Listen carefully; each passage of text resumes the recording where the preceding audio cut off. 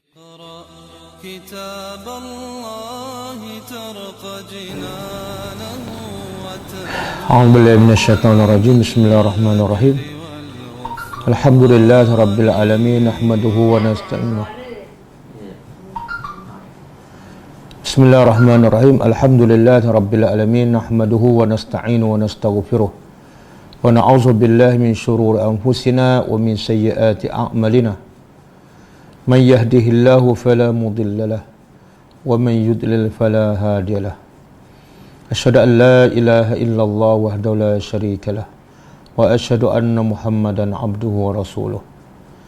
سبحانك لا علم لنا إلا ما علمتنا إنك أنت العليم الحكيم.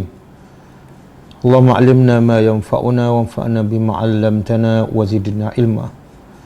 اللهم أتي أنفسنا تقواها وزكها أنت خير من زكاها أنت وليها ومولاها. ربي يسر ولا تؤسر ربي تمم بالخير أما بعد. InsyaAllah kita sambung tadabbur surah Al-Baqarah. Malam ni kita sambung ayat 139. Sebelum tu kita tengok pengajaran ayat yang lepas, ayat 137 dan 138. Ayat 137. A'udzubillahi minasyaitonirrajim. Fa in amanu bimithli ma amantum bih faqad ihtadaw wa in tawallaw fa innama hum fi shiqaq fasayakfikahumullah wa huwas samiul alim. Maksudnya, maka sekiranya mereka beriman, orang Yahudi, orang Nasrani dan juga umat manusia yang lain, yang beragama lain, kalau semua itu beriman bimithli ma amantum bih, sebagaimana kamu orang beriman faqad ihtadaw, maka mereka akan mendapat petunjuk walaupun asalnya Yahudi ataupun Nasrani. Sebaliknya, wa in tawallaw, sekiranya mereka berpaling, iaitu tidak beriman sebagaimana berimannya para sahabat, maka fa innahum fi shiqaq, mereka pasti dalam perpecahan, pergaduhan. Dan ketika itu fasayakfikahumullah, Allah akan mencukupkan engkau dan juga orang beriman daripada mereka.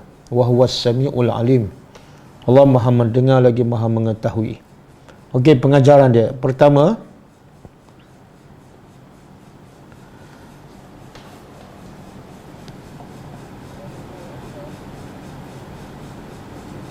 sesiapa yang beriman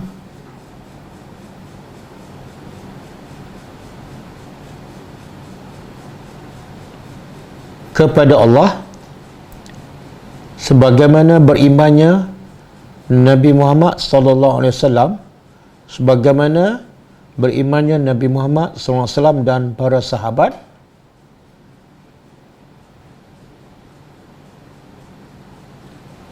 maka mereka adalah orang beriman. Maka mereka adalah orang beriman walaupun asalnya adalah Yahudi ataupun Nasrani ataupun Hindu dan lain-lain.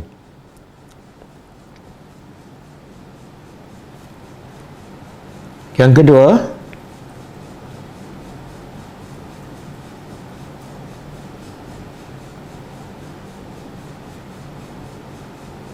sesiapa yang berbeza atau menyalahi iman mereka dengan iman Nabi Muhammad dan para sahabat radhiyallahu anhum ajma'in, maka mereka dalam kesesatan.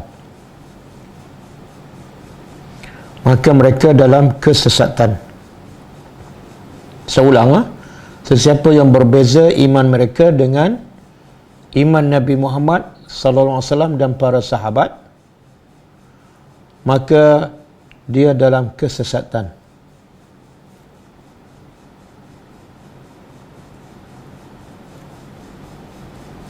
Yang ketiga,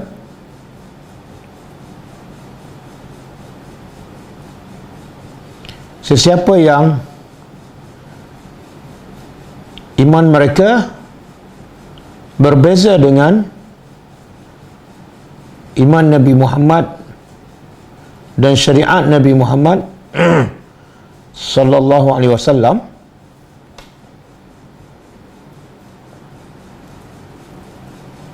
maka dia pasti dalam perpecahan.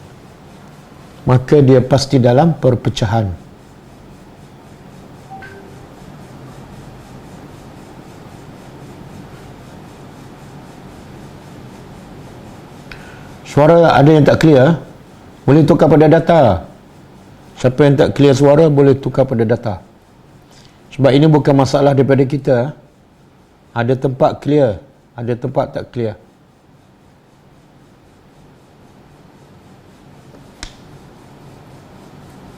Okey, yang keempat,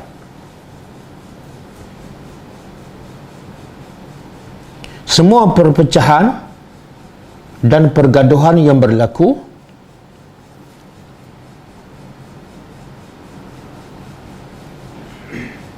walaupun sesama Islam adalah berpunca daripada manusia tidak mengikut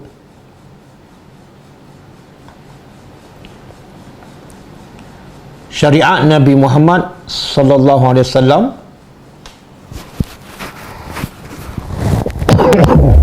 sepenuhnya.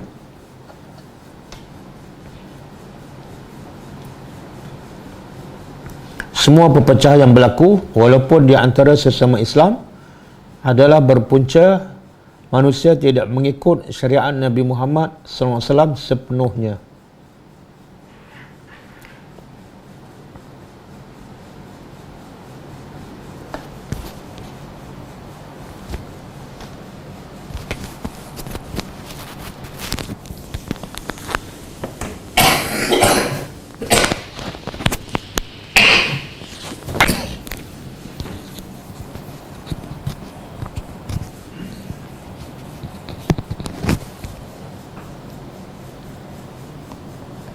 Yang kelima,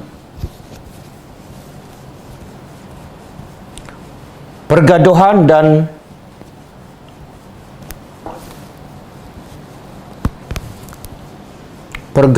dan peperangan akan sentiasa berlaku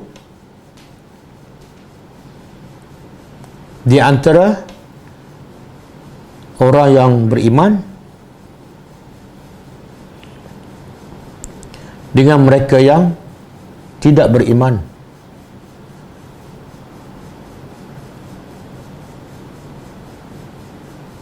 Sampai bila-bila.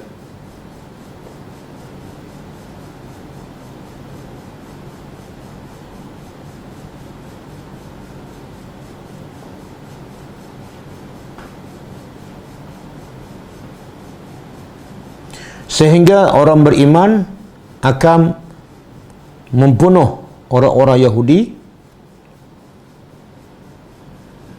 yang bersembunyi di sebalik pokok ataupun batu.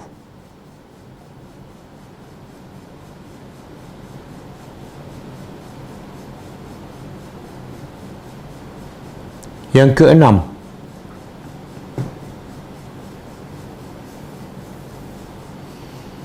mereka yang benar-benar beriman kepada Allah,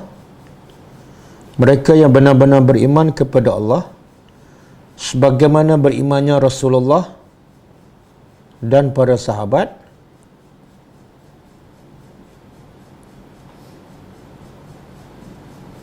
dijanjikan oleh Allah bahawa mereka akan dipelihara dan diselamatkan daripada musuh.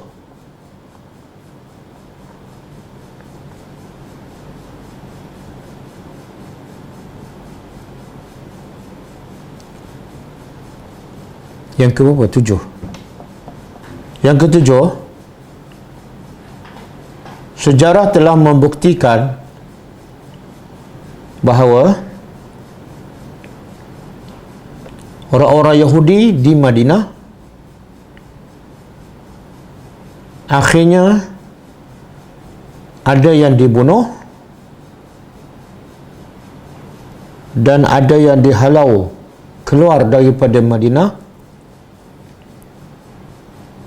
oleh Rasulullah sallallahu alaihi wasallam.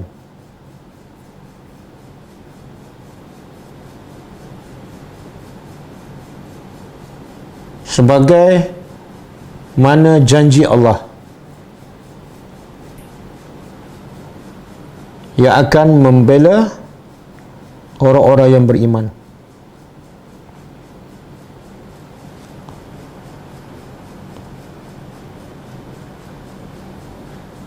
Yang ke-8, wajib bertawakal atau berserah hanya kepada Allah Subhanahu wa ta'ala sahaja. Wajib bertawakal hanya kepada Allah Subhanahu wa ta'ala, kerana Dia sahaja yang berkuasa memberi kemenangan kepada orang yang beriman.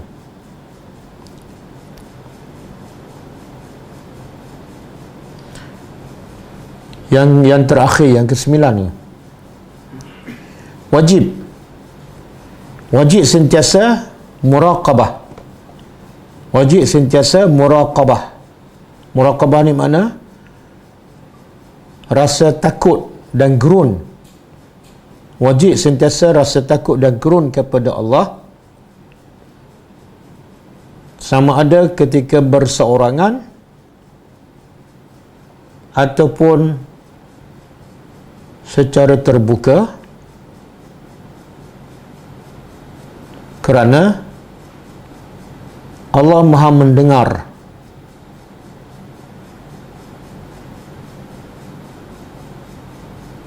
apa yang kita cakap dan apa yang kita niat.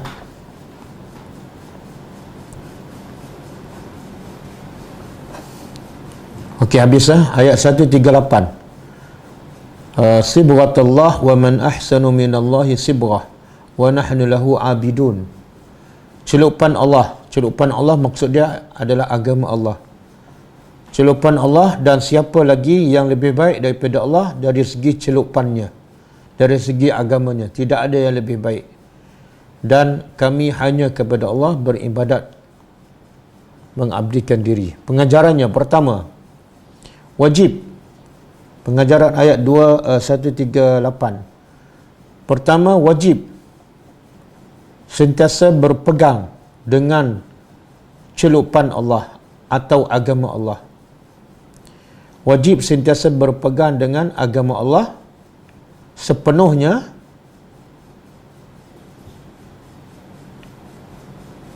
bila-bila masa dan di mana-mana sahaja. Bila-bila masa dan di mana-mana sahaja. Yang kedua,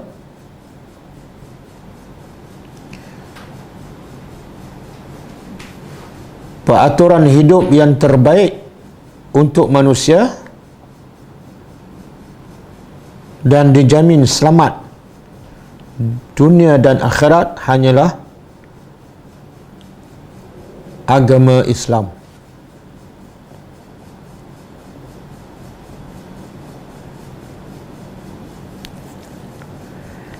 Yang ketiga, manusia yang berakal ialah yang sentiasa memilih yang terbaik untuk dirinya. Manusia yang berakal ialah yang sentiasa memilih yang terbaik untuk dirinya.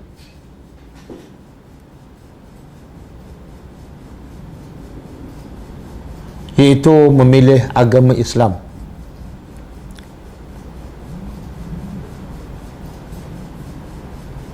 Oleh itu, sesiapa yang memilih selain daripada Islam, Oleh itu, sesiapa yang memilih selain daripada Islam, dia tidak berakal. Dia tidak berakal. Okey, habis lah. Kita sambung ayat seterusnya.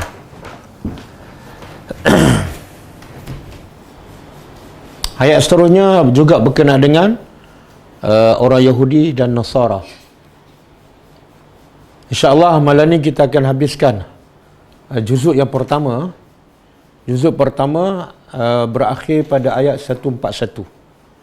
Lepas kita habiskan juzuk pertama, kita akan buat dalam bentuk semua rakaman juzuk pertama ni kita akan buat dalam bentuk OTG, dan kita akan edarkan bagaimana yang kita jual untuk juzuk 30 dan 29 insya-Allah.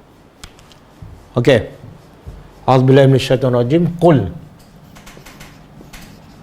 katakanlah. Ayat ini tuju kepada Nabi Muhammad sallallahu alaihi wasallam. Qul, katalah wahai Muhammad, atuhajuna, ini hamzah istifham. Adakah kita dah jumpa banyak huruf istifham. Antara tujuan huruf istifham ialah majazi, iaitu bukan untuk mendapat ilmu ataupun maklumat, tapi untuk mencela ataupun untuk mengingkari. Di sini pun sama, ni huruf istifham bukan untuk mendapat jawapan, tapi soalan sebagai mengingkari perbuatan orang Yahudi dan Nasara. Jadi soalannya, adakah patut tuhajuna, kamu berhujjah ataupun kamu berdebat. Kamu ni ialah Yahudi dan Nasara. Atuhajunana, kamu berhujjah, berdebat dengan kami. Dengan kami ni iaitu orang beriman. Fillahi, fillah maksudnya ialah tentang Allah. Apa maksud berdebat di sini? Pertama, berhujah ataupun berdebat dalam bahasa Arab ialah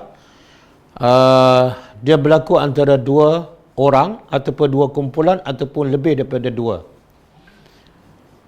Masing-masing dengan hujah masing-masing untuk mempertahankan pendapat masing-masing. Dan masing-masing nak menang dan nak mengalahkan pihak yang satu lagi. Itu dipanggil tuhajuna ataupun berdebat. Masing-masing berhujah dengan hujah masing-masing untuk menang dan untuk mengalahkan musuh. Jadi apa perdebatan antara orang Yahudi Nasara dengan orang beriman? Dua kumpulan, Yahudi dengan Nasara dengan orang beriman, ataupun Yahudi satu, Nasara satu dengan orang beriman. Apa perdebatan ni? Perdebatan tentang apa? Tentang Allah. Tentang Allah. Macam mana tu? Macam yang kita dah belajar dalam ayat yang sebelum ni. Iaitu orang Yahudi mendakwa mereka ni adalah abna'ullah. Nahnu abna'ullah wa ahibba'uhu. Kami ni anak-anak Tuhan dan kekasih Allah. Dan mereka juga mendakwa mereka wa qalu lan yadkhulal al-jannah illa man kana hudan aw nasara. Mereka berkata tidak ada yang boleh memasuki syurga kecuali orang Yahudi. Putus.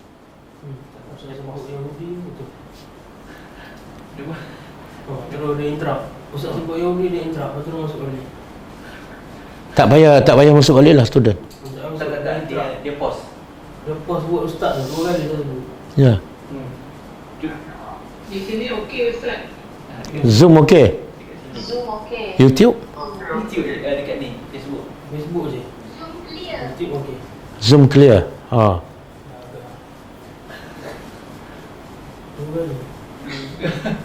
Dia AI dia. Okey. Okey. Jadi nak sebut apa pula dah? Jadi perdebatan orang Yahudi dengan orang beriman apa dia? Mereka mendakwa mereka adalah bangsa yang terpilih. Mereka mendakwa mereka akan masuk syurga. Orang beriman akan masuk neraka. Kalau mereka masuk neraka pun hanya beberapa hari. Mereka anak-anak Allah, mereka kekasih Allah. Itu makna perdebatan. Orang Nasrani pun sama, mereka mendakwa mereka adalah kekasih Allah, mereka akan masuk syurga. Dan Nabi mereka adalah anak kepada Allah. Okey? Jadi Allah nak jawab dakwaan mereka, hujah mereka dengan Allah perintah kepada Nabi. Allah perintah pada Nabi supaya cakap pada Yahudi dan Nasara yang suka mendakwa. Dakwa tu juga dikira sebagai berhujah lah. Suka mendakwa Allah ni adalah milik mereka sahaja. Wa huwa rabbuna, sedangkan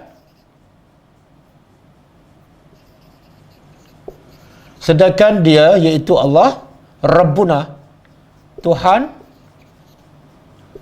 kami orang beriman, wa rabbukum, dan Tuhan kamu.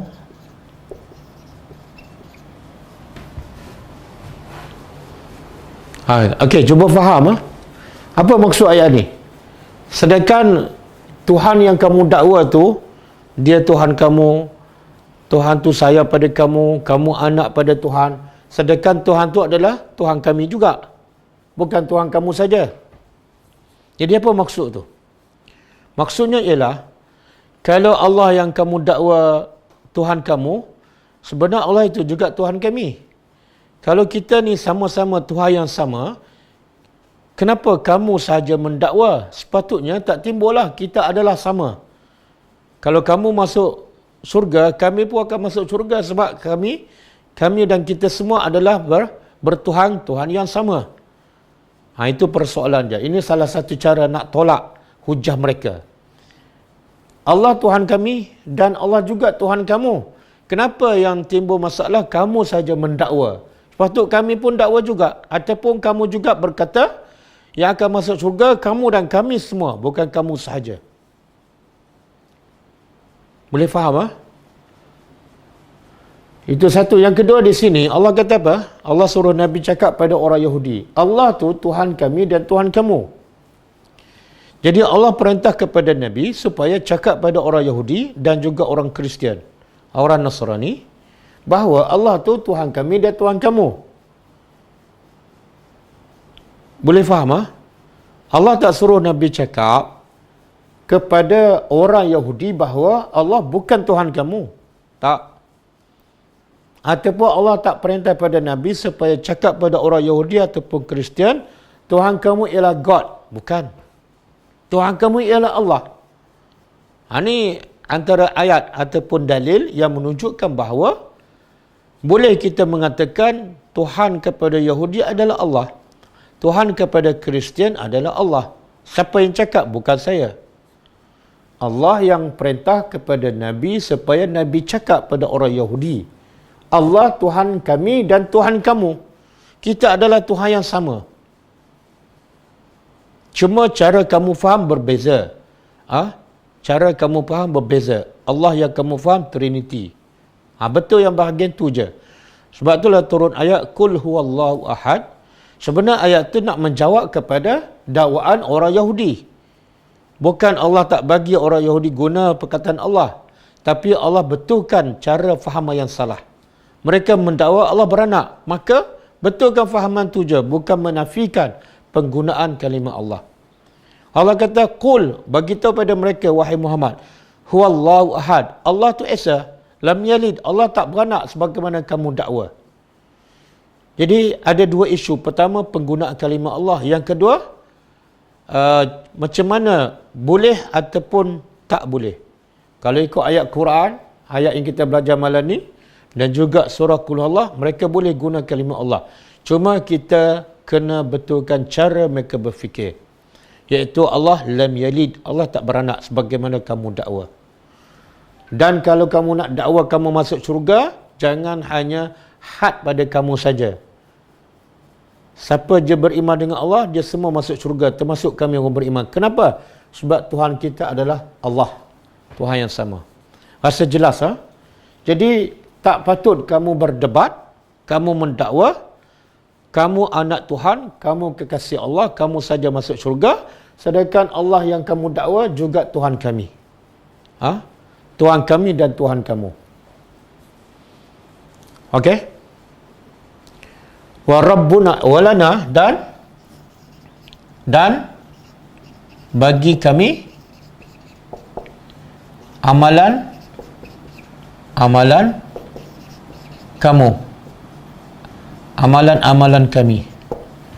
Di sini kita kena faham daripada huruf istifham ni, daripada huruf istifham kita dapat faham apa tadi? Apa tujuan istifham? Apa tujuan istifham tadi? Untuk mengingkari dakwaan orang Yahudi dan Nasara, untuk mengingkari dan untuk mencela dakwaan mereka. Makna Allah nak bagi tahu dakwaan kamu ni tak betul. Kamu bukan anak Tuhan, kamu bukan kekasih Allah, kamu bukan sahaja yang boleh masuk syurga. Dakwaan tu salah. Kalau kamu dakwa macam tu, kamu memang tak betul, kamu bukan orang beriman. Sebab tu lepas tu Allah kata apa? Bagi tahu pada mereka, bagi kami amalan kami, kami berlepas diri daripada kamu. Ini dia panggil barak, walak dan barak. Bila kita beriman ikut cara Nabi Muhammad dan para sahabat, kita kena berlepas diri daripada semua perbuatan syirik, perbuatan yang tidak selari dengan syariat Islam dan sunnah Nabi. Mesti kita berlepas diri. Dipanggil walak dan barak. Ini ayat dia, walana a'maluna, bagi kami amalan kami, tak boleh campur dengan amalan kamu. Walakum dan bagi kamu amalan kamu. Ini penting ni. Walak dan barak. Bagi kamu amalan kamu, bagi kami amalan kami. Amalan kami tak boleh bercampur dengan amalan kamu. Sebab kamu kufur kepada Allah. Walaupun kamu mendakwa, kamu beriman dengan Allah, tapi kamu mendakwa Allah tu ada anak. Kamu menyembah ejlu, anak patung daripada anak lembu. Yang Nasara pula menyembah Isa sebagai anak Tuhan. Jadi amalan kita tak sama. Sama juga ayat dalam surah Al-Kafirun. Lakum dinukum waliyadin. Bagi kamu agama kamu, bagi aku agama aku. Tak boleh dicampur adukkan. Islam kena jelas. Sebab tu ayat sebelum ni dia panggil sibrah. Sibrah tu makna apa? Celupan Islam. Bila orang tu masuk Islam, bila beriman sebagaimana imannya Nabi Muhammad, dia akan nampak jelas perbezaan dengan agama lain. Bukan setakat dari segi ibadat, tapi dari segi imej pakaian. Ada orang Islam tapi pakaiannya sama dengan orang kafir. Mana Islam dia belum jelas. Belum ada walak dan barak yang sepenuhnya. Kadang-kadang dia solat, dia haji, tapi akhlak dia sama dengan akhlak orang kafir. Mana sibrahnya belum betul-betul menyerap. Okey? Dan satu lagi yang membezakan kami dengan kamu apa dia? Wa nahnu, dan kami hanya kepada Allah mukhlisun, ikhlas. Kami betul-betul ikhlas beriman pada Allah. Apa bukti? Kami tak pernah mensyirikkan Allah. Kami hanya menyembah Allah yang satu. Kamu tidak ada ikhlas. Buktinya Allah kata Allah satu, tapi kamu kata Allah tiga. Buktinya kamu masih sembah anak patung. Patung anak lembu. Buktinya kamu masih kufur kepada Nabi Muhammad. Buktinya kamu tolak Al-Quran. Kamu mendakwa hanya beriman dengan Taurat ataupun Injil. Jadi yang membezakan, perbezaan yang paling nyata antara orang beriman dengan Yahudi dan Nasara ialah wa nahnu lahu mukhlisun. Kami betul-betul ikhlas menyembah Allah sahaja, full stop. Tidak ada dah kami sembah anak Tuhan ke, sembah berhala ke, tak ada. Ini yang membezakan kami dengan kamu. Jadi tak patut kamu berdebat ataupun mendakwa kamu ni anak Tuhan kekasih Allah. Sebab apa? Kamu tidak ada ikhlas. Okey?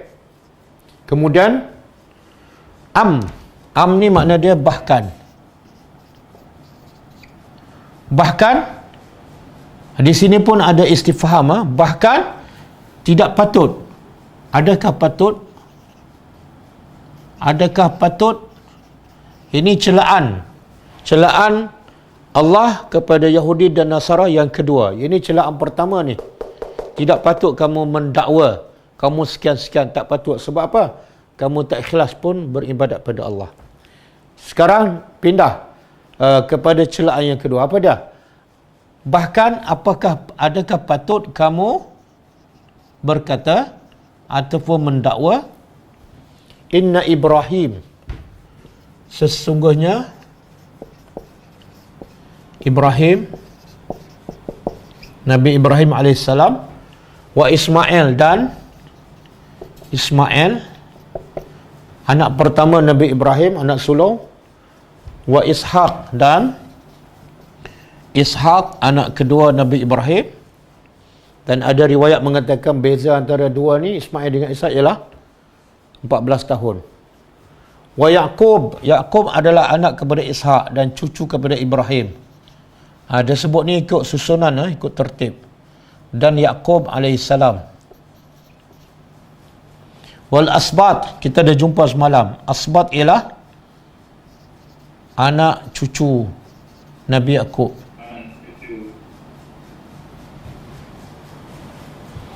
Jadi Allah nak cela apa ni? Allah nak mengingkari dan Allah nak mencela dakwaan seterusnya orang musyrikin. Apa dia?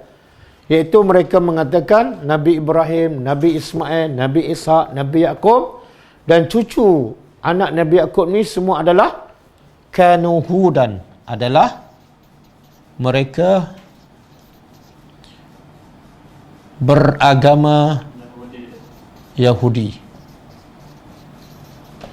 Au Nasara, orang Nasrani pula mendakwa dakwa yang sama. Atau semua ni Nabi Ibrahim, Ismail, Ishaq, Yaqub beragama Nasrani. Okey.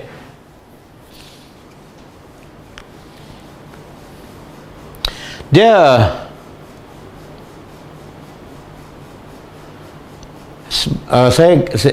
kita dah sebut semalam kan bagaimana Allah menolak dakwaan Yahudi bahawa Ibrahim, Ismail, Ishaq beragama Yahudi. Macam mana Allah tolak kan? Begitu juga Allah tolak dakwaan orang Nasrani bahawa semua Nabi ni Ibrahim, Ismail, Ishaq, Yaqub adalah beragama Nasrani. Ingat tak yang semalam? Ini Allah tolak dengan hujah yang kedua. Tapi sebelum ni saya dah sebutkan. Cuba buka surah Ali Imran ayat 65. Surah Ali Imran ayat 65.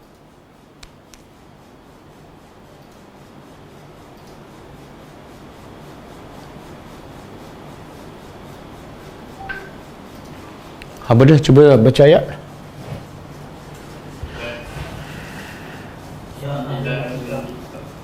Ya. Ya ahlal kitab lima tuhajjuna fi Ibrahim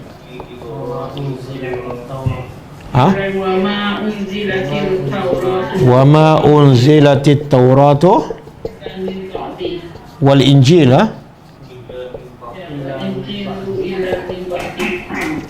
illa min ba'dihi afala ta'qilun. Okey.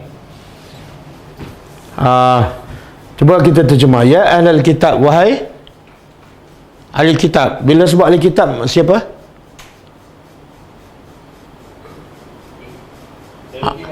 Yahudi dan Nasrani. Wahai Yahudi dan wahai Nasrani, lima tuhajjuna, sama dengan ni. Kenapa kamu berhujah fi Ibrahim, tentang Ibrahim? Iaitu mereka dakwa ni lah. Ibrahim, Ismail, Ishaq adalah beragama Yahudi. Yang Nasrani pun sama. Kenapa? Sedangkan, ini jawapan Allah.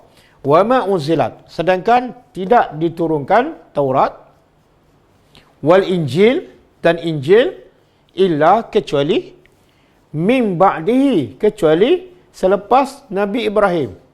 Jadi Taurat dan Injil yang dipegang oleh Yahudi dan Nasara turun selepas zaman Nabi Ibrahim dan jaraknya begitu lama. Afala ta'qilun? Kamu tak berakal ke? Maknanya kalau kamu dakwa macam tu sebenarnya kamu tak berakal. Kamu tak waras. Boleh faham?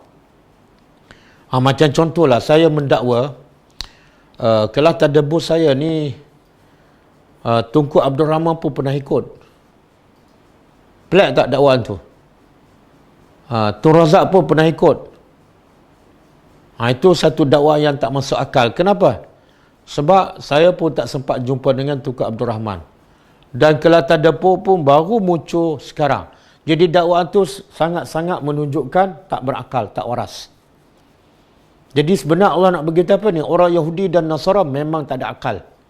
Buat satu dakwah yang sangat-sangat tak masuk akal. Tapi inilah yang menguasai dunia sekarang ni. Yang bodoh, yang tak berakal menguasai dunia sekarang. Kenapa? Orang beriman berakal tapi sentiasa dikuasai. Wallahu alam. Jawapannya mungkin dalam ayat yang semalam. Iaitu sebabnya kita tak beriman sebagaimana berimannya Nabi Muhammad sallallahu alaihi wasallam. Kita hanya solat, puasa, haji, sedekah. Lepas tu selain pada tu tak ada. Akhlaknya, pakaiannya, muamalahnya semua macam orang Yahudi. Menipu, rasuah, sembunyikan ilmu, tak tepat janji, khianat amanah, semua perangai Yahudi ada. Cuma beza kita ada solat, puasa, haji je. Jadi itu antara sebab yang menguasai kita ialah orang Yahudi. Walaupun mereka sebenarnya tak berakal. Okey. Ini satu hujah menolak dakwaan orang Yahudi bahawa Ibrahim beragama Yahudi.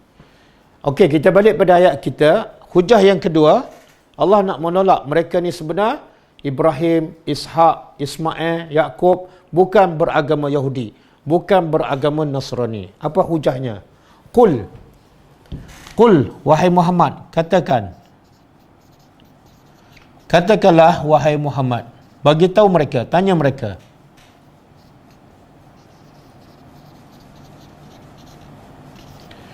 Antum, ini soalan. Antum, adakah kamu lebih mengetahui amillah atau Allah? Okey. Boleh faham tak jawapan tu? Apa yang Allah nak bagi tahu? Bila Yahudi mendakwa Ibrahim, Ismail, Ishak, Yakub beragama Yahudi, Allah suruh Nabi tanya mereka. Tanya ni bukan nak jawapan sebenarnya, tapi tanya nak mencela ataupun mengingkari perbuatan mereka. Apa soalannya? Wahai Muhammad, tanya mereka, adakah mereka ni, Yahudi ni, lebih tahu daripada Allah? Apa yang Allah kata pada Ibrahim? Ayat sebelum ni. Ataupun boleh tengok juga ayat surah Ali Imran ayat 67. Apa yang Allah kata tentang Nabi Ibrahim, Nabi Ismail, Ishak dan Yakub. Cuba tengok surah Ali Imran ayat 67. Maka Ibrahim Yahudiyan wala Makana Ibrahim Yahudiyan wala Nasraniyan walakin kana hanifan musliman wa ma kana minal musyrikin. Okey. Yahudi kata apa? Ibrahim, Ismail, Ishak, Yakub agama Yahudi. Nasrani pun mendakwa dakwah yang sama. Okey? Itu Yahudi dan Nasrani kata. Allah pula kata apa? Makana Ibrahim. Tidaklah Ibrahim beragama Yahudi. Dan tidak juga Ibrahim beragama Nasrani. Walakin, akan tetapi Ibrahim itu adalah hanifan musliman. Apa makna hanif? Semalam kita dah jumpa. Apa makna hanif? Lurus ataupun makna asal ialah tidak condong kepada kesesatan. Hanif ialah tidak condong kepada kebatilan. Jadi Ibrahim ni masa zaman dia boleh kata semua kaum dia ialah menyembah berhala, tapi Ibrahim hanifan, sedikit pun tidak condong kepada pegangan amalan masyarakat dia. Itu makna hanif. Kemudian yang kedua, sifat Ibrahim ialah musliman, sentiasa menyerah diri pada Allah Subhanahu wa taala. Iz qala lahu rabbuhu aslim, ketika mana Tuhan Ibrahim berkata pada Ibrahim, aslim, serah diri kamu pada Allah. Maka terus Ibrahim berkata, aslamtu, qala aslamtu li rabbil alamin. Sekarang juga aku serah diri kepada Allah. Jadi agama Ibrahim hanifan musliman, bukan Yahudi, bukan Nasrani. Kemudian Allah tegaskan lagi, wa ma kana minal musyrikin. Dan Ibrahim tidak sama sekali orang yang mensyirikkan Allah. Yahudi syirik pada Allah. Dia selain pada sembah Allah, dia sembah Uzair. Dia sembah berhala, patung anak lembu. Nasrani pun syirik pada Allah. Selain dia sembah Allah, dia sembah juga Nabi Isa AS. Jadi Ibrahim bukan agama Yahudi dan Nasara. Okey? Jadi antara dua dakwaan, Yahudi mendakwa Ibrahim Ismail agama Yahudi. Allah mendakwa Ibrahim, Allah mengatakan Ibrahim bukan Yahudi, bukan Nasrani. Antara dakwaan ni siapa yang lebih betul? Sebab tu Allah tengok soalan ni dipanggil apa ni? Soalan bagi penampar lah. Antara dua dakwaan ni Allah tanya, siapa lebih tahu sebenar? Adakah kamu yang lebih tahu agama Ibrahim sebenar ataupun Allah yang lebih tahu? Dan logiknya mereka akan jawab apa? Logiknya orang Yahudi akan jawab apa?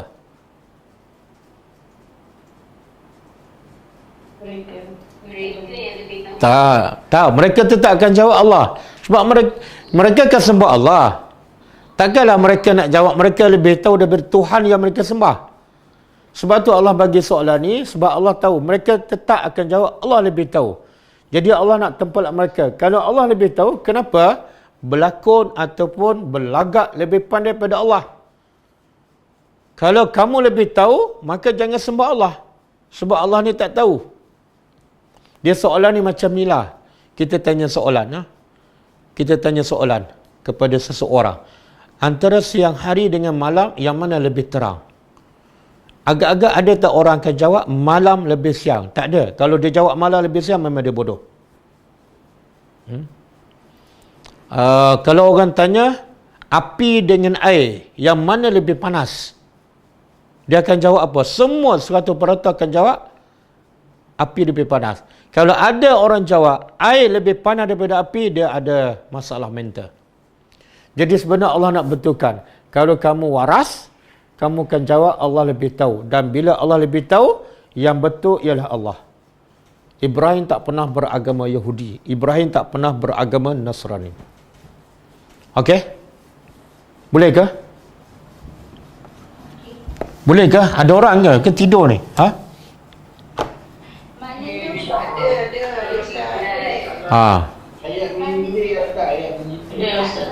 Ada ayat menyindir dan ayat bagi penampar ni.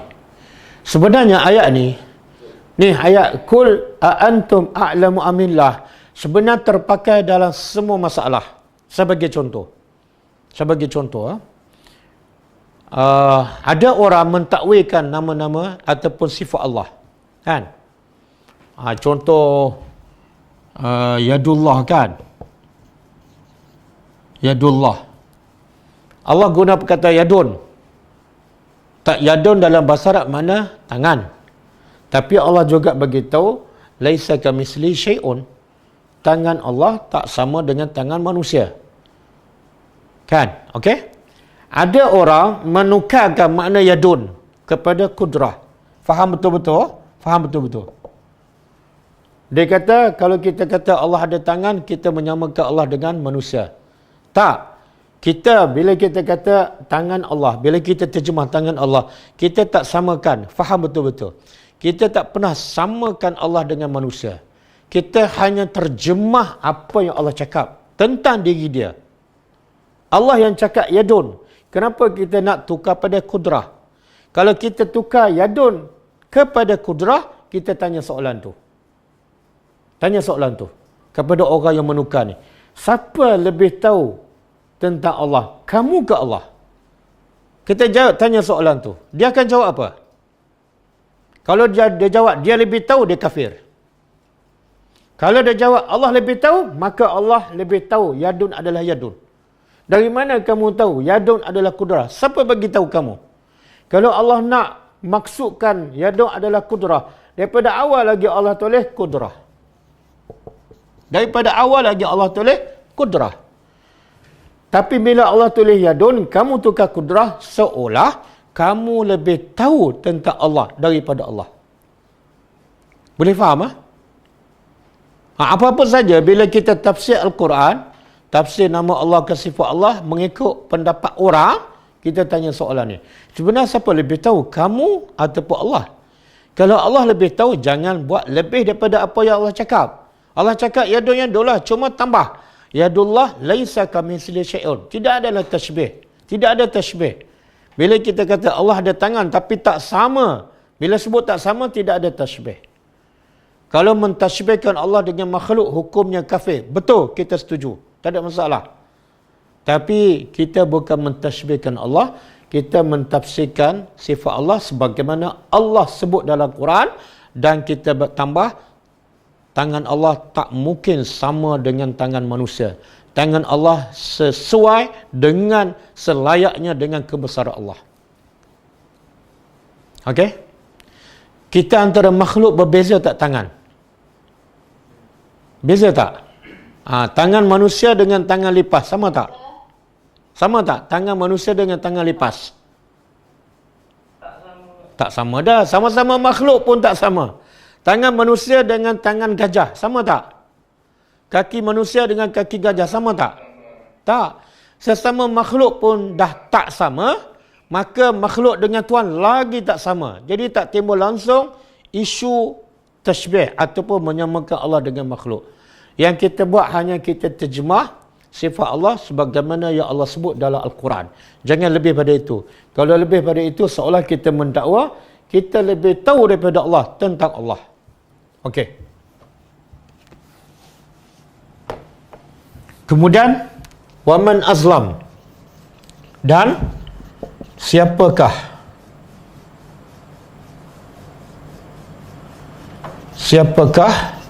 azlam, paling zalim, mimman, dari orang yang katama. Apa makna katama? Menyembunyikan. Ini Allah nak cela ni, sifat Yahudi ni. Menyembunyikan. Menyembunyikan apa ni? Syahadah. Persaksian. Persaksian indahu, di sisinya, di sisi orang ni. Kalau Yahudi, Yahudilah. Kalau Nasrani, Nasrani. Dan persaksian itu yang disembunyi di sisinya datang daripada siapa? Minallah. Daripada Allah. Apa maksud ayat ni? Apa maksud ayat ni?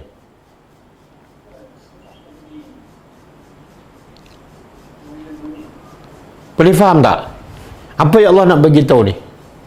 Allah nak mencela juga sifat orang Yahudi dan Nasrani. Apa dia? Sifat mereka iaitu suka menyembunyikan fakta. Mereka di sini menyembunyikan persaksian. Apa persaksian tu? Nak tahu persaksian? Tengok surah Al-A'raf ayat 158. Soalan dia, apa persaksian yang mereka sembunyikan? Persaksian tu daripada Allah, tapi mereka tutup. Daripada siapa? Daripada kaum orang Yahudi yang orang awam. Yang sembunyi ni ulama mereka lah. Jadi mereka sembunyi fakta, iaitu cerita pasal Nabi Muhammad yang ada dalam kitab Taurat dan Injil. Mereka sembunyi daripada orang awam. Supaya apa? Supaya orang awam tak beriman dengan Nabi Muhammad. Jadi boleh tengok persaksian ini yang mereka sembunyi dalam surah Al-A'raf ayat 158. Ada? 57. 157. Al-A'raf. Dia. Bukan 157 Tukar. 157. Cuba baca. Orang-orang yang mengikut Nabi yang buta huruf. Lepas tu yang mereka mendapati cerita Nabi Muhammad tu mereka dapati di mana? Dalam kitab Taurat dan dalam kitab Injil. Itu syahadah tu. Cerita pasal Nabi Muhammad, sifat Nabi Muhammad ada sebut dalam kitab Taurat, tapi Yahudi sembunyikan. Ada sebut dalam kitab Injil, tapi orang Nasrani sembunyikan. Maka Allah kata, inilah manusia paling zalim. Paling zalim. Sebab apa? Pertama, dia sembunyikan kebenaran. Yang kedua, dia sembunyikan kebenaran daripada siapa? Daripada Allah. Yang ketiga, dia sembunyikan kebenaran menyebabkan orang tak beriman dan akhirnya masuk neraka. Maka sebab tu Allah kata, inilah orang yang paling zalim. Boleh ke? Boleh faham? Sebab itulah Faham. sebab itulah kita sekarang ada satu trend sekarang suka cerita konspirasi Yahudi. Setiap hari cerita ceramah pasal konspirasi Yahudi kan. Tapi yang Quran nak bongkar kan apa dia? Yang Quran nak bongkar bukan konspirasi Yahudi. Yang Quran nak bongkar ialah perangai Yahudi. Supaya apa? Supaya kita jangan jadi macam orang Yahudi. Kalau kita hanya bongkar konspirasi Yahudi, tapi kita tak tahu perangai orang Yahudi, sifat orang Yahudi, kita tahu maklumat tentang konspirasi Yahudi, tapi sebenarnya kita dah bersifat orang Yahudi. Sebab apa? Sebab kita tak fokus pada sifat orang Yahudi. Kita hanya fokus pada konspirasi, perancangan jahat mereka. Subhanallah. Sebab itulah kena tadabbur Quran daripada awal sampai akhir. Jangan ambil ayat pasal Yahudi je. Jangan cerita hadis pasal konspirasi Yahudi je. Sebab apa faedah kita tahu konspirasi Yahudi tapi kita tak tahu bagaimana nak beriman seperti iman Nabi Muhammad. Yang Nabi kata umat ni akan berpecah kepada berapa? 73 puak. Dan semua masuk neraka, satu je masuk syurga. Satu je masuk syurga.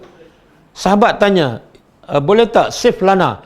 Bagi kepada kami ciri-ciri yang satu yang boleh masuk syurga. Apa Nabi suruh? Apa Nabi suruh? Ciri-ciri yang satu yang selamat daripada neraka ni, yang akan masuk syurga. Apa sifat dia? Man kana ana alaihi wa ashabi.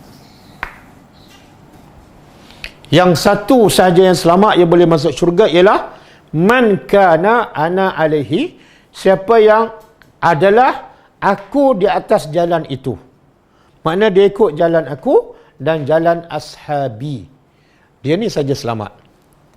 Jadi apa kewajipan utama kita?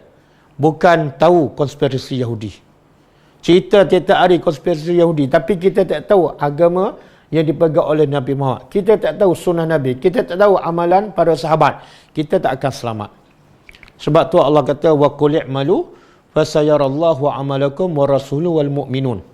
Hendaklah kamu beramal. Jangan teori je. Jangan teori. Kita akan disoal tentang amalan, bukan tentang ilmu, bukan tentang maklumat. Jadi beramallah bagaimana cara Nabi beriman, bagaimana cara sahabat beriman supaya kita tidak termasuk dalam 70 puak tu. Berapa ramai yang tahu konspirasi Yahudi tapi dia ada perangai Yahudi. Apa dia? Sembunyikan kebenaran. Dia ada perangai Yahudi, dengki kepada orang. Dia ada perangai Yahudi, suka mungkir janji. Dia ada perangai Yahudi, suka bercakap bohong. Jadi berhati-hati ya. Jangan terlalu fokus kepada konspirasi Yahudi sampai kita ada sifat Yahudi pada kita. Okey. Kemudian Allah kata apa? Wa mallahu, dan tidaklah Allah bighafilin, lupa, amma ta'malun, dari apa yang kamu kerjakan.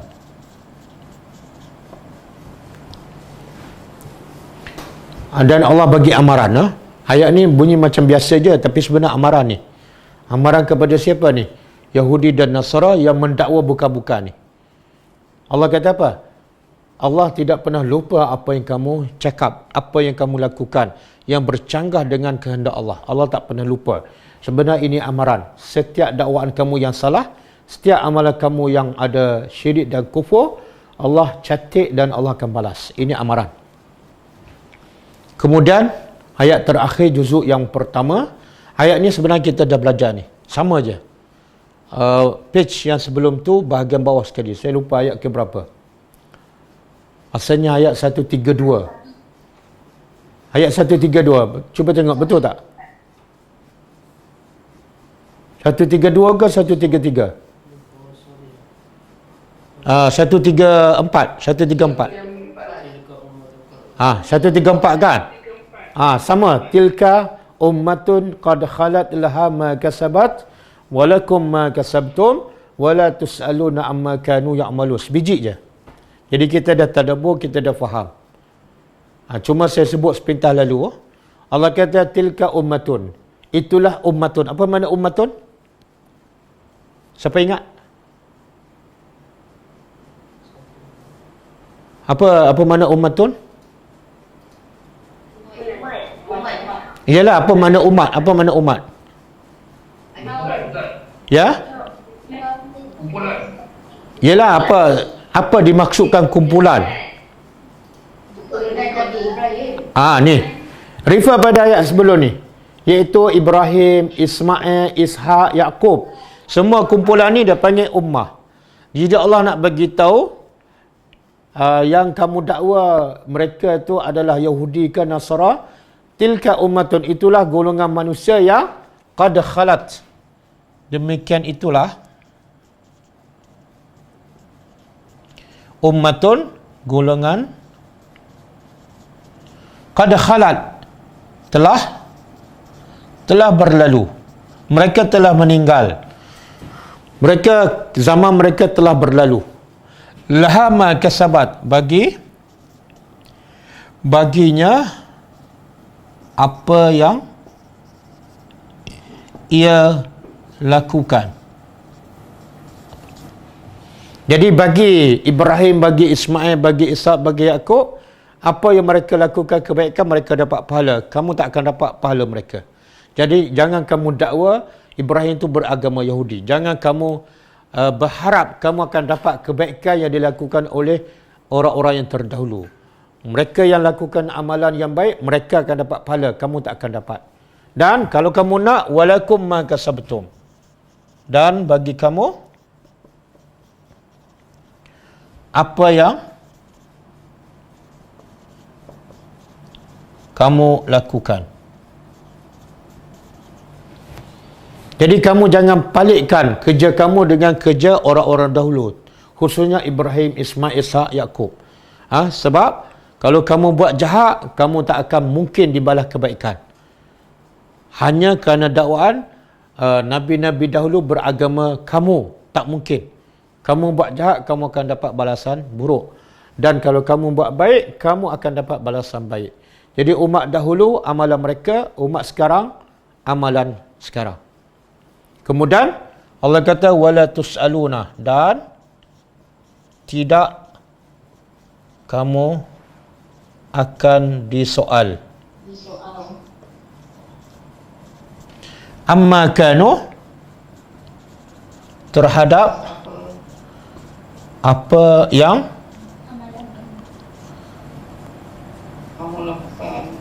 yang mereka lakukan.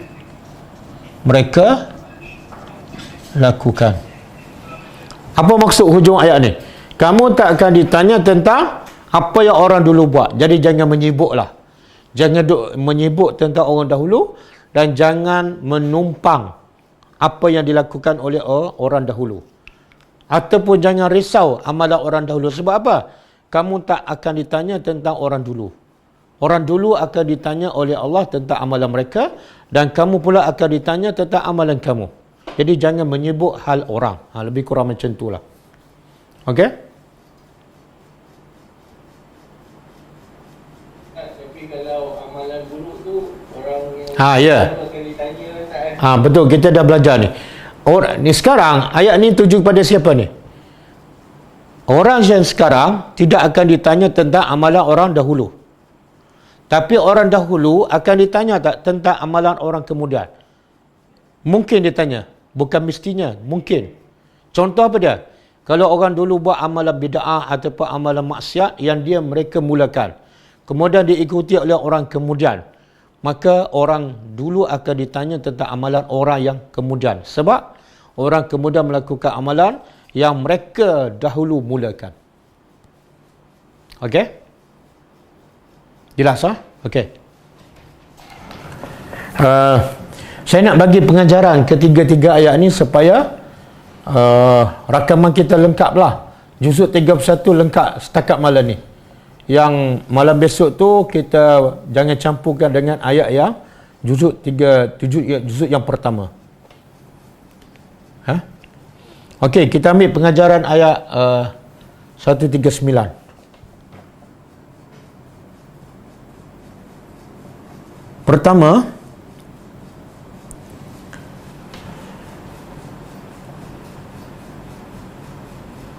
Allah mengingkari perbuatan orang Yahudi dan Nasara. Allah mengingkari dan mencela perbuatan Yahudi dan Nasara yang berdebat dengan orang beriman tentang Allah.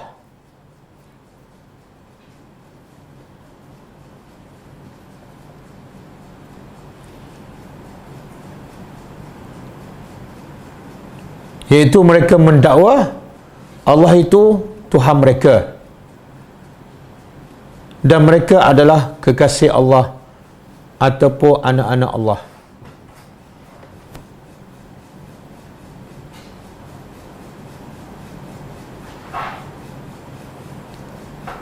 Yang kedua, pengajaran kedua, wajib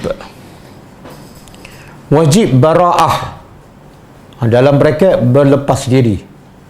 Wajib berlepas diri ataupun bara'ah, wala' dan bara'. Wajib berlepas diri daripada semua jenis amalan-amalan orang kafir. Wajib berlepas diri ataupun bebas daripada semua jenis amalan-amalan orang kafir. Sebagaimana ayat walana a'maluna walakum a'malukum, ataupun ayat lakum dinukum waliyadin. Tak boleh dicampur adukkan. Kadang-kadang berlaku zaman kita ni depa raya kan, digabungkan depa wali dengan hari raya kita. Tak boleh. Hari raya kita adalah ibadat ataupun kongsi raya. Itu tak boleh. Okey, yang ketiga, harus seseorang yang beriman berbangga dengan agama mereka. Harus bagi orang beriman berbangga dengan amalan mereka yang benar. Seperti ayat walana a'maluna, bagi kami amalan kami.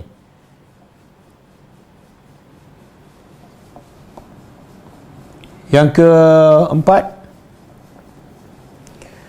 haram menyerupai amalan musuh Allah. Haram menyerupai amalan musuh Allah.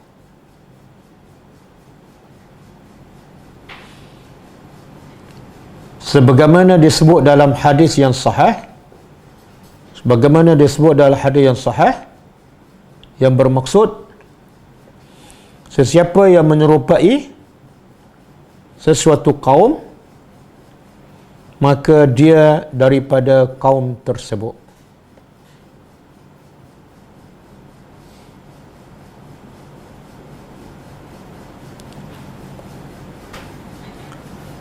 Yang kelima, wajib mengikhlaskan diri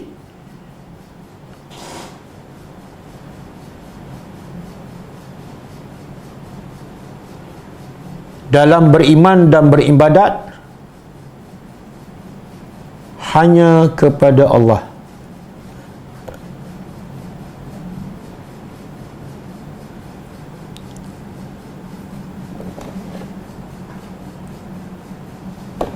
Okey, habis ya ayat 140.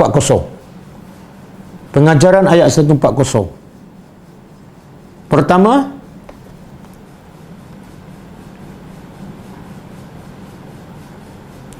orang-orang Yahudi dan Nasrani adalah orang yang tidak berakal. Kerana mereka mendakwa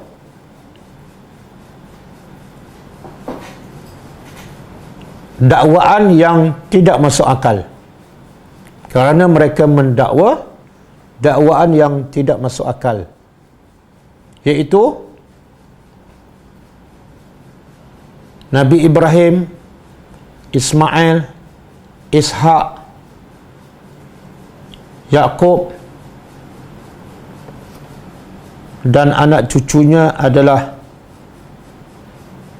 beragama Yahudi ataupun Nasrani.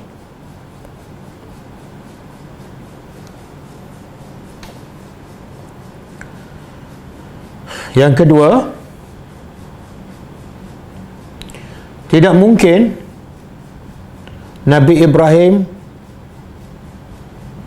Ismail, Ishak, Yakub beragama Yahudi.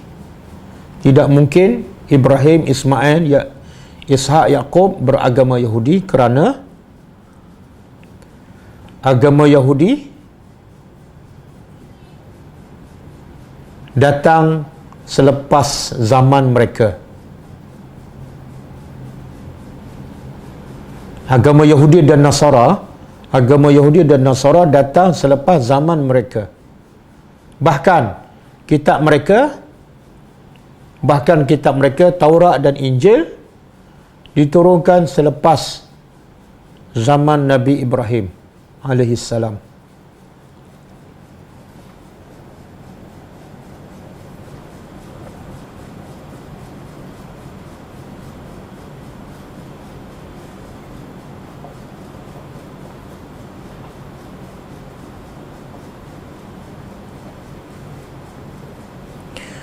Yang ketiga, sesiapa yang mendakwa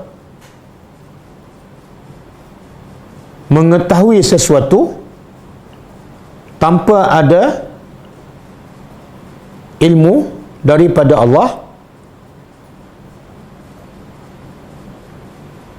maka dia telah mendakwa dia lebih tahu daripada Allah. Maka dia telah mendakwa dia lebih tahu daripada Allah.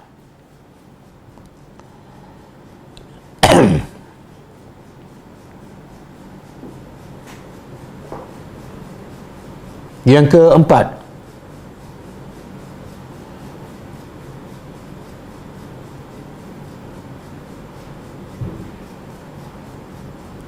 antara sifat Yahudi yang jahat, bahkan dosa besar, ialah menyembunyikan ilmu dan kebenaran.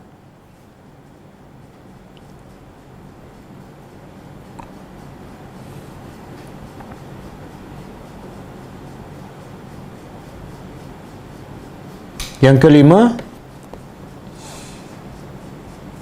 tidak ada sesuatu pun yang berlaku, sama ada buruk ataupun baik,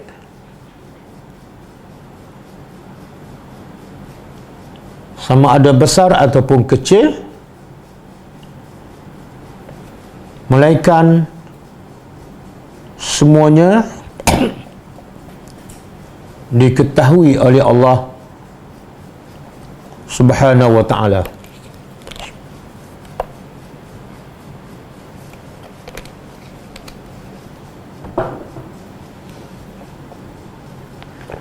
Okey, habis. Adapun ayat 141 pengajaran dia boleh refer pada ayat 134. Sama je. Pengajaran ayat 141 boleh refer kepada pengajaran ayat 134. Sama. Jadi insya-Allah dalam masa seminggu boleh siap OTG. Boleh order lah. Daripada sekarang boleh order. Tapi insya-Allah minggu depan siap dan kita akan post semua rakaman juzuk pertama surah Al-Baqarah. Boleh kita guna untuk kita dan juga untuk berdakwah. Sebarkan kepada saudara mara kita, kawan-kawan kita dan kepada golongan asnaf. Yang mereka ni sangat jauh daripada tadabbur Al-Quran. Ini yang kita risaukan. Berapa ramai yang dengar ceramah pasal konspirasi Yahudi tapi amalan mereka tak seberapa. Bagaimana mereka nak menghadapi kematian. Bahkan lagi menakutkan, Nabi sebut orang yang pertama akan dicampak dalam neraka bukan orang Yahudi, bukan orang Nasrani. Siapa? Orang yang kaki baca Quran. Qari'ul Quran. Bila dipanggil oleh Allah dan ditanya, kenapa kamu baca Quran? Dia kata, aku baca Quran kerana Allah. Allah kata, kazabta, kamu dusta. Sebenarnya kamu baca Quran supaya dikatakan oleh orang ramai bahawa kamu ni pembaca Al-Quran. Masuk neraka. Yang pertama, sebelum orang Yahudi. Yang kedua, yang akan masuk neraka ialah Al-Jawad Al-Karim. Orang yang suka menderma, suka bersedekah. Orang Islam suka bersedekah. Tapi yang pertama dicampak dalam neraka. Ini kita takut. Bukan orang Yahudi. Bukan nak beritahu orang Yahudi tak bahaya. Yahudi bahaya. Tapi yang lagi bahaya ialah bila kita ada sifat orang Yahudi. Yang bersedekah ni Allah panggil dan Allah tanya, kenapa kamu bersedekah? Dia kata, aku bersedekah kerana Allah. Allah kata, kazabta, kamu dusta. Sebenarnya kamu bersedekah supaya dikatakan kamu seorang dermawan, masuk neraka. Dan yang ketiga, Asy-Syuja' Al-Jari', iaitu seorang mujahid yang berani berjihad pada jalan Allah. Dah berjihad dah pada jalan Allah, tapi yang pertama masuk neraka. Bila ditanya, Allah bertanya padanya, kenapa kamu berjihad? Aku berjihad kerana Allah, kerana engkau ya Allah, dan untuk menegakkan agama Allah. Allah kata, kazabta, kamu dusta. Sebenarnya kamu berjihad supaya dikatakan kamu adalah perwira. Ini yang menakutkan kita.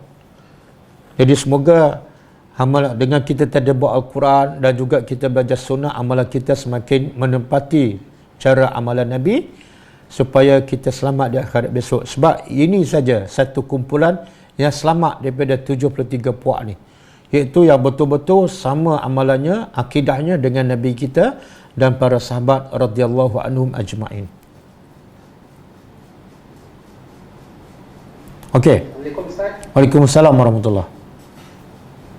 Boleh tanya soalan Ustaz? Boleh. Mengenai ayat 137 yang kemarin kita tadabbur. Ya. Fa'in amanu bihi lima amantu bihi faqad qadaw. Ya. Jadi itu iman kita sepatutnya bagaimana yang sama dengan iman para nabi pada Nabi Muhammad dan para sahabat. Yang ini yang menepati hidayah tujuh ataupun celupan Allah kan. Ya. Jadi bila mengenai iman ni dah tentulah mengenai amal juga kan Ustaz? Ya, ya. Sebab iman dan amal tak terpisah. Ya. Okey, soalan saya Ustaz bagi para pelajar macam kita lah, ya, contohnya biasanya kita bila mengamalkan sesuatu ni kita berdasarkan dalil ataupun sebuah hukum kan. Ya. Jadi kita pun mulalah buat perbandingan kan. Ya. Buat perbandingan tu maknanya kita nak cari mana yang lebih menepati sunnah. Ya. Jadi kadang-kadang kita nampak sumber dalil tu dia melewati mazhab Ustaz. Kadang-kadang yang dalil contohnya lah sebab yang saya faham Imam Syafi'i dengan Malik pun ada bagi tahu maknanya hadis yang paling sahih itulah mazhabku. Ya, betul. Betul tak Ustaz? Betul. Betul Ustaz kan? Betul. Jadi, macam pelajar macam kita ni, kadang-kadang dulu kita buat lain, sekarang kita buat lain sebab kita dah jumpa hadis yang lebih tepat. Ya, betul. Jadi soalan saya, jadi bermasalah pada kita ni, pelajar ni maknanya mengamalkan sesuatu tak ikut yang majoriti lah. Kalau dalam Malaysia ni Imam Syafi'i kan. Ya. Jadi kemudian tu ada setengah orang dia bagi tahu, okey, kita mengamati Imam Syafi'i tanpa mengenepikan mazhab-mazhab lain. Yang menggunakan amalan daripada sumber mazhab-mazhab lain yang diguna pakai bila pada masa keadaan yang tertentu saja. Contohnya macam pergi haji lah kan, kalau kita batal wuduk waktu tawaf, kerana terpijak itu kan. Contohnya adalah salah satu Ustaz. Jadi berbalik kepada soalan saya tadi, bolehkah kita ni bila kita dah mula belajar, kita tahu dalil mana lebih kuat, jadi kita melewati mazhab Ustaz? Kita apa? Itu saya soalan. Terima kasih Ustaz. Melintasi mazhab tukar. Tak, okey, Nabi sebut dalam satu hadis yang sahih, taraktu fikum amrayni, aku tinggal pada kamu dua perkara. Dan sekiranya kamu berpegang teguh pada dua perkara ni, lan tadillu bihima abada, kamu tidak akan sesat selama-lamanya. Kemudian Nabi sebut dua perkara itulah kitabullah wa sunnati Rasulillah, iaitu Al-Quran dan sunnah Nabi. Jadi kalau kita dah betul-betul ikut Quran dan betul-betul ikut sunnah, Nabi bagi jaminan kita tak akan sesat. Okey, Nabi tak sebut pun mesti yang ketiga ada mazhab. Nabi tak sebut. Cuma mazhab ni kita bukan tolak mazhab, Tapi mazhab ni adalah sebagai pemudah cara untuk kita mengetahui Quran, kefahaman Al-Quran juga fahaman sunnah. Sebab kalau kita nak direct pada Al-Quran, mungkin ilmu kita tak sampai dan ilmu kita cetek, kita tak boleh nak faham. Maka kita faham melalui ulama ataupun melalui mazhab. Jadi tak salah. Jadi soalan dia, kalau kita melintasi mazhab, balik pada hadis Nabi tadi, kalau kamu pegang pada Quran dan sunnah, kamu tak akan sesat. Kalau kita melintasi mazhab tapi masih dalam berdalilkan Quran dan hadis, kita tak salah dan tak akan sesat. Bahkan itulah yang disebut oleh keempat-empat imam berkata, sekiranya kamu jumpa dalil yang sahih, maka itulah mazhab kami.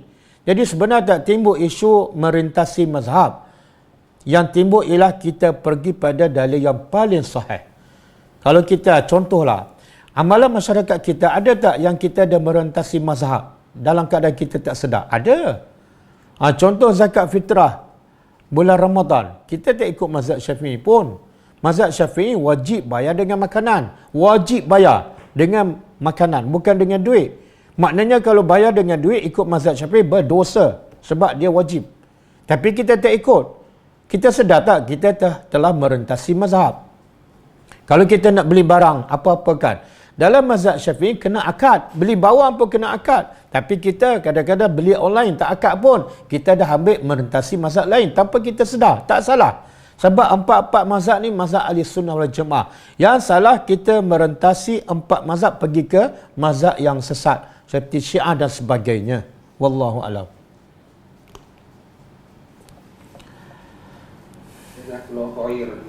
Wa anta fajazakallahu khairan.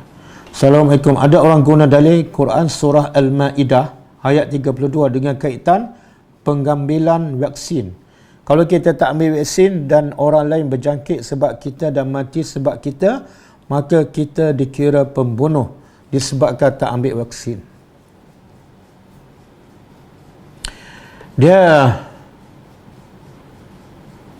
Tapi sebelum ambil vaksin pun ada juga kan, kena juga COVID-19.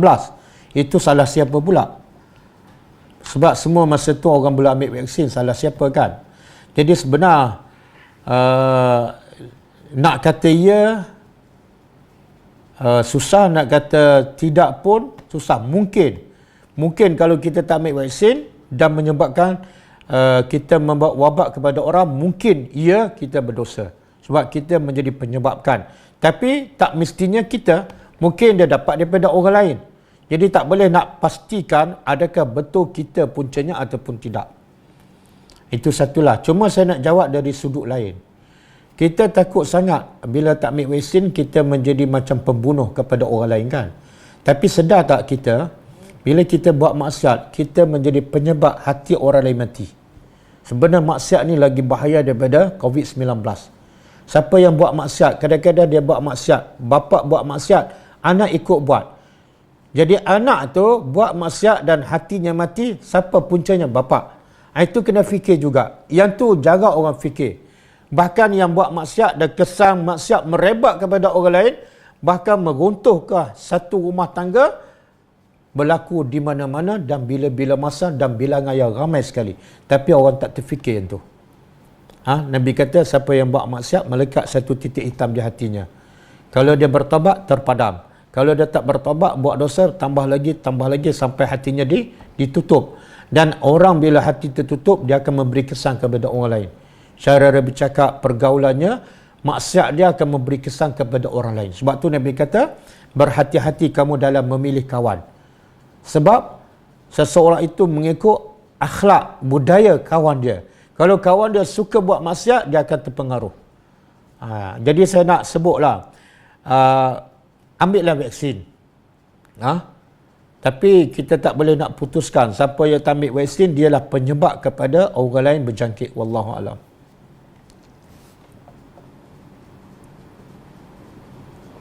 Assalamualaikum warahmatullahi wabarakatuh. Waalaikumsalam warahmatullahi wabarakatuh. Soalan saya, apakah hikmah Allah mengulang ayat dalam surah Al-Baqarah ni 134 dalam ayat 141 Ustaz?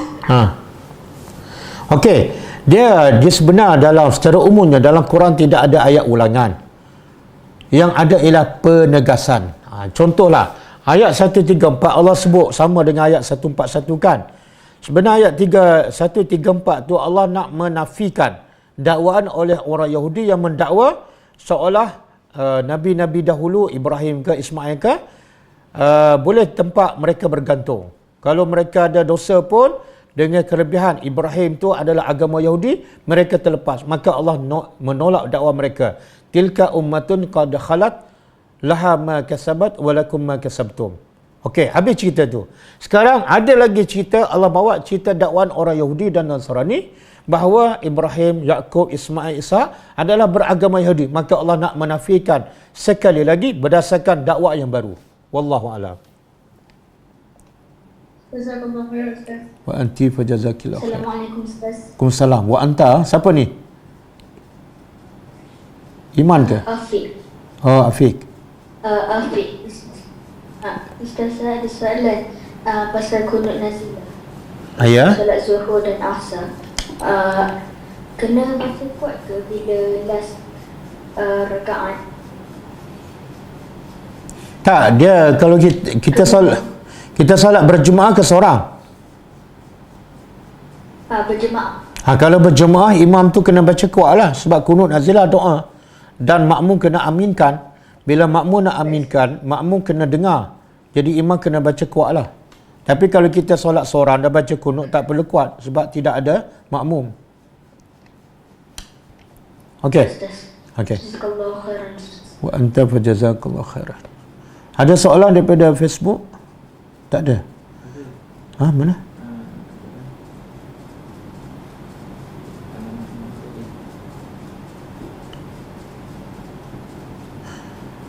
Assalamualaikum Ustaz. Waalaikumsalam. Surah Al-Baqarah ayat 141 dan 134. Adakah ayat ini turun sekali ataupun dalam dua waktu yang lain? Wallahu a'lam. Saya tak dapat maklumat daripada pembacaan saya tak disebut ayat dua-dua ni turun sekali ke sekaligus ataupun berlainan waktu. Dan hikmahnya saya dah sebut tadi. Penjelasan surat Awabin. Soalannya mana ni? Harap Ustaz beri penjelasan tentang solat Awabin. Okey, Assalamualaikum Waalaikumsalam. Apa pandangan Ustaz tentang solat sunat Awabin? Ada dalil sahih melakukan solat sunat Awabin? Okey. Hadis sahih tentang solat awabin ialah solat duha ketika waktu mula nak panas. Nabi kata dalam satu hadis yang sahih yang maksud dia solat terbaik. Solat terbaik ialah bila seseorang tu solat dan ketika itu anak unta dah mula rasa panas. Anak unta yang duduk atas pasir di padang pasir tu mula rasa panas. Maka Nabi kata itulah solat yang terbaik. Tapi itu adalah solat duha. Jadi solat duha yang terbaik ialah ketika mula rasa nak panas. Okey, adapun solat awabin yang biasa masyarakat kita solat antara maghrib dengan isya itu tidak ada hadis sahih. Setengah ulama kata hadis dhaif. Bahkan kalau Imam Nawawi dia mengatakan solat awabin yang dilakukan antara maghrib dengan isya adalah solat yang bid'ah. Ini Imam Nawawi cakap, bukan saya. Boleh rujuk dalam kitab Imam Nawawi. Wallahu alam. Apa dimaksudkan dengan tajsim? Tajsim ialah menjadikan Allah itu macam berbentuk. Tajsim daripada jisim. Tajsim ialah menjadikan Allah seperti berbentuk. Berbentuk. Kalau tashbih menjadikan Allah seperti menyerupai. Tashbih menyerupai. Jadi dua-dua tu tak boleh. Dua-dua tu adalah tak boleh. Wallahu alam.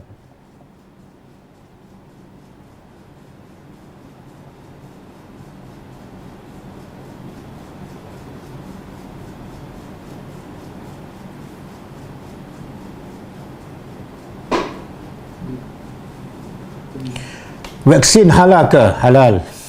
Mufti kata halal. Mufti kata halal, jangan tanya ustaz lagi.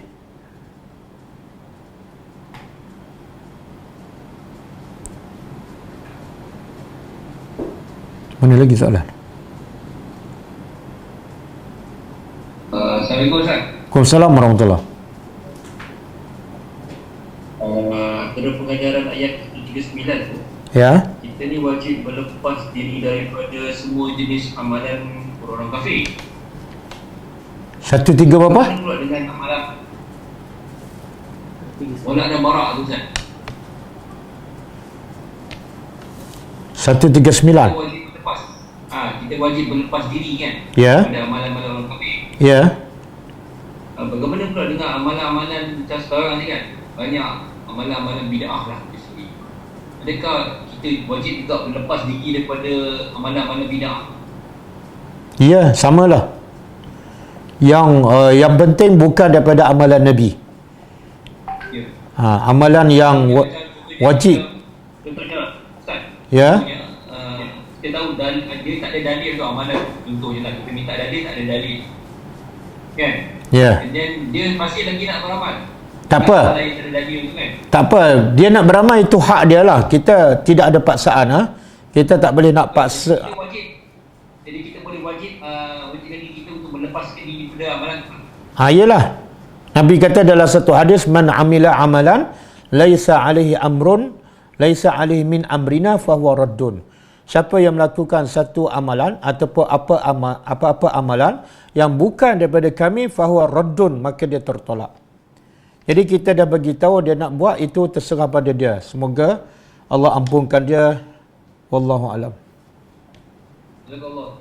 Wa anta fajazakallah khair. Assalamualaikum Ustaz. Waalaikumsalam warahmatullahi.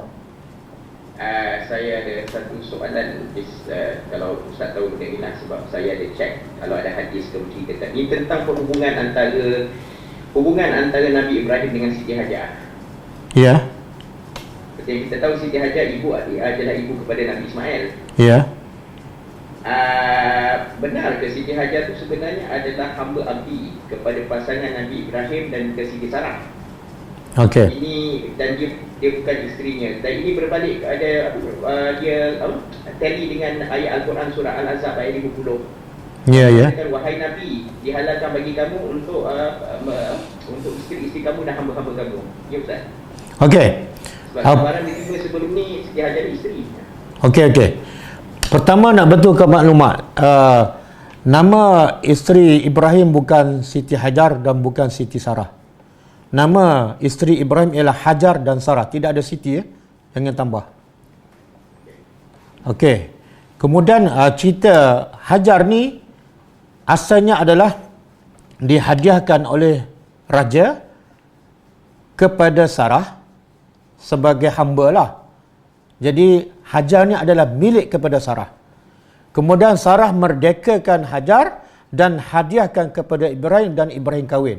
Jadi Hajar ni sebenarnya isteri kepada Ibrahim setelah dihadiahkan oleh Sarah kepada Ibrahim dan Ibrahim kahwin. Jadi dua-dua tu adalah isteri ya, bukan hamba. Wallahu a'lam.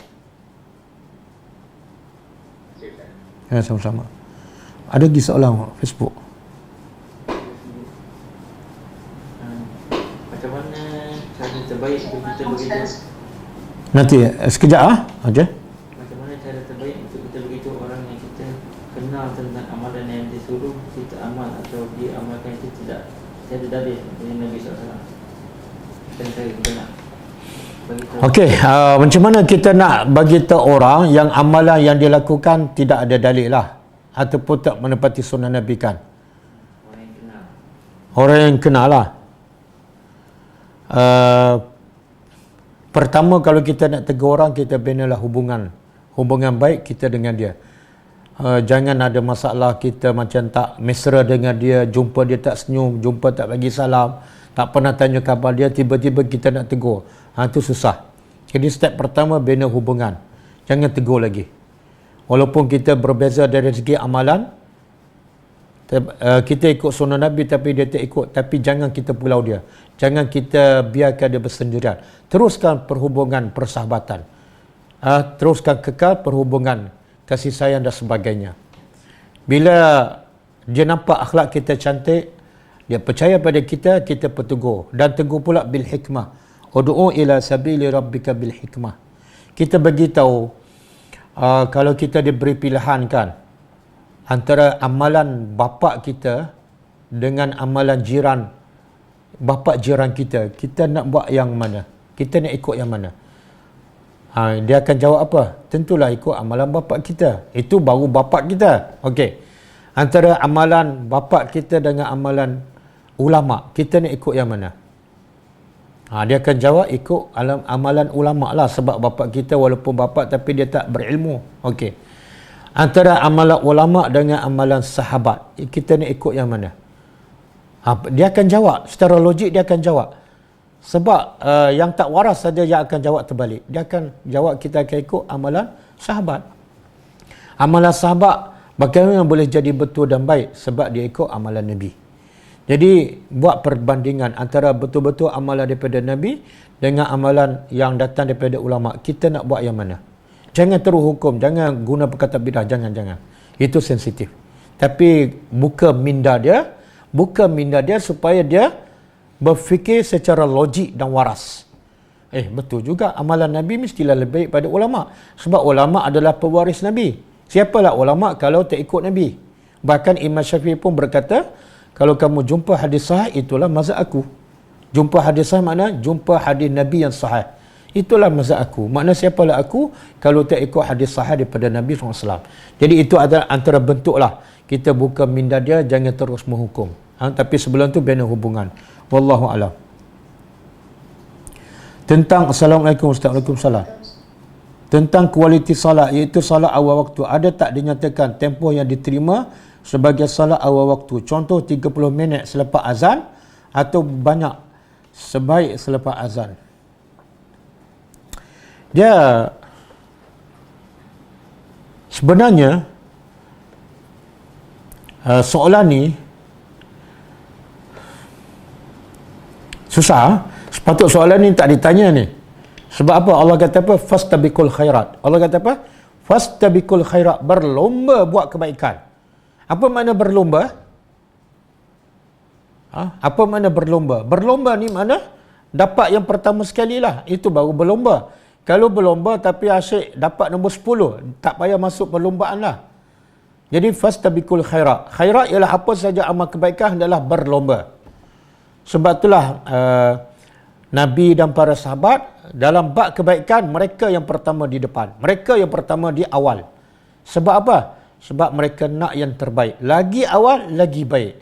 Jadi kalau masuk waktu, yang terbaik ialah dengan azan, jawab azan, lepas tu salat sunat, terus salat. Tak payah nak tunggu sampai 30 minit. Tak payah tunggu sampai 30 minit. Kalau kita nak tanya, adakah 30 minit tu dikira masih awal? Ya, awal. Tapi kalau selepas azan, terus kita solat sunat, terus kita solat fardu, lagi awal, lagi baik. Kadang-kadang tak perlu sampai 30 minit. Jadi jawapannya, lagi awal kita solat, lagi bagus. Menunjukkan kita sentiasa berlomba untuk buat kebaikan. Wallahu a'lam. Salam Ustaz, adakah surah Makkiyah itu sepenuhnya okey, sekejap Ahmad Faiz. Salam Ustaz, Waalaikumsalam. Adakah surah Makkiyah itu sepenuhnya diturunkan di Mekah? Tidak. Adakah surah yang diturunkan di Mekah? Ada tak surah yang diturunkan di Mekah dan di Madinah? Ada surah Makkiyah tapi bukan turun di Mekah, tapi di perjalanan di luar Mekah. Yang di Madinah saya tak pasti. Setahu saya tak adalah. Surah Makkiyah tapi ada turun di luar Mekah, di tengah perjalanan, di luar Mekah ada. Sebab itulah definisi yang tepat surah Makkiyah ialah yang turun sebelum Nabi berhijrah, bukan mesti di Mekah. Dan surah Madaniyah ialah yang turun selepas Nabi hijrah di Madinah, walaupun turun di Mekah. Ada surah Madaniyah tapi turun di Mekah, macam surah ayat Al-Yawma Akmaltu Lakum. Itu surah Madaniyah tapi turun di Mekah masa Nabi melakukan haji. Wallahu alam. Bersoalan daripada Zoom? Ustaz. Assalamualaikum. Okey. Soalan? Saya nak bertanya berkenaan wanita yang bersolat di rumah. Bagaimana, apakah dia dibolehkan kalau dia tak mendengar azan di masjid? Dia menjawab seruan azan tu melalui radio seperti mana yang Nabi sadankan lah, kita menjawab azan. Okey. Setiap muazzin akan. Okey, itu je soalan. Jawapannya tak boleh. Dan bukan itu saranan Nabi. Nabi kata, "Iza sami'tum al-muazzin faqulu mislama yaqul muazzin." Yang Nabi saran pada, bila kamu dengar muazzin melaungkan azan, maka jawablah sebagaimana muazzin sebut. Adapun rakaman dalam radio itu bukan muazzin, itu bukan muazzin, itu rakaman. Maka ulama mengatakan bahawa rakaman yang bukan live tu, sama ada radio ke TV, tidak disunatkan kita jawab. Yang disunatkan jawab ialah yang live sahaja. Wallahu a'lam. Apa dia? Ada lagi? Wa anta jazakallahu khair. Ada soalan dari Zoom? Waalaikumsalam warahmatullahi. Assalamualaikum Ustaz. Waalaikumsalam. Nak tanya, ada kebatasan dalam merentasi mazhab sehingga tak dikatakan kita mengambil mudah dalam agama? Okey. Dr. Yusuf Qardawi ada bagi kaedah. Bila peringkat awal kita tak ada ilmu, maka kita sebagai orang awam yang tidak berilmu, kita kena ikut mazhab. Kalau kita tak ikut mazhab, sesat. Sebab dah ilmu tak ada, tak ikut mazhab lagi, kita akan sesat. Okey? Itu peringkat awal lah. Tapi kalau kita dah mula belajar, mula berilmu, kita tahu mana yang sahih, mana yang lebih kuat, maka ketika itu dibolehkan kita ikut berdasarkan dalil yang sahih, tapi bukan berdasarkan nafsu. Kadang-kadang yang dalil yang sahih tu lagi susah, lagi nafsu tak suka, kita kena ikut. Jadi tak boleh kita merentasi mazhab berdasarkan apa yang kita suka ataupun kebetulan benda tu mudah, bukan. Tapi berdasarkan sebab dalilnya lebih sahih. Wallahu a'lam. Baik, syukur Ustaz. Wa anta jazakallahu khair. Ustaz, boleh terangkan dengan ringkas ciri-ciri yang perlu ada bagi penuntut ilmu? Tak boleh, dia tak boleh ringkas ni. Nanti saya sebut dalam kuliah lain besok kan insya-Allah. Benda-benda yang penting macam ni, ciri-ciri menuntut ilmu penting dan besar. Tak boleh diringkaskan. Nanti saya sebut besok ataupun kelas akan datang insya-Allah. Memang penting ni. Kadang-kadang kita menuntut ilmu kan 5 tahun, tak tahu apa kita belajar. Apa yang kita belajar lupa. Apa yang kita catat pun kita tak boleh nak cakap. Antara sebabnya ialah kita tidak beradab. Kadang-kadang belajar sambil lewat, kadang-kadang tak ikhlas. Kadang-kadang tak beradab dengan guru. Wallahu a'lam. Nanti saya akan sebut nanti.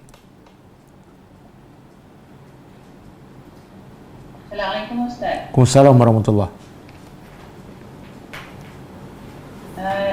Saya masih kurang jelas soal solat sunat awabin ni dan solat sunat isyraq tadi. Yang apa? Makna ustaz tu tak perlu buat ke solat awabin lepas maghrib ke lepas solat sunat maghrib? Okey, solat awabin yang okey. Solat awabin yang betul-betul ada dalil sahih ialah solat duha yang dilakukan ketika cuaca mula panas. Okey, itu nama Nabi sendiri namakan solat awabin dan dalilnya sahih. Adapun solat awabin selepas maghrib dalilnya dhaif. Siapa nak buat silakan.